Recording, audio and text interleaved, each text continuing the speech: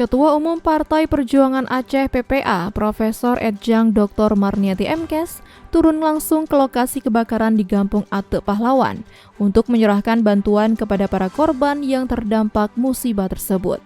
Dr. Marniati didampingi oleh Ibu PKK, Ibu Kepala Dusun setempat, Pembina PPA Dedi Zefrizal ST, Sekretaris Jenderal PPA Terayuan Sukma, Wakil Sekretaris Jenderal Musri Idris SEMSI, serta sejumlah pengurus partai lainnya. Bantuan yang disalurkan meliputi bahan makanan pokok seperti beras, mie instan, gula, minyak goreng, dan telur. Selain itu, PPA juga memberikan perlengkapan lain seperti kasur, kompor, tabung gas, serta pakaian bagi para korban.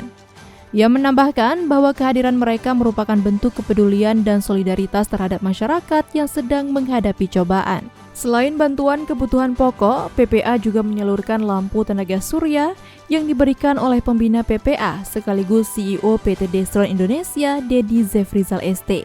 Dedi Zefrizal menjelaskan bahwa pemberian lampu tenaga surya ini merupakan respon cepat dari pengurus partai setelah mendapat informasi bahwa lokasi kebakaran masih gelap akibat terputusnya aliran listrik.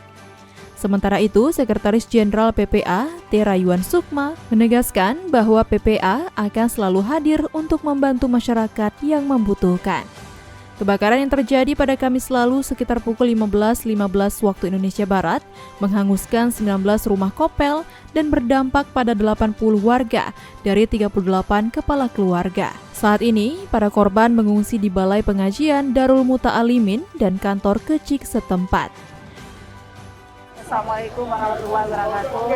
Kami atas nama Partai Perjuangan Aceh hari ini datang untuk menyerahkan satu bantuan lampu tenaga surya, juga beserta dengan bantuan-bantuan lainnya, sembako dan kasur. Barangkali kita percaya musibah ini adalah ujian dari Allah ya.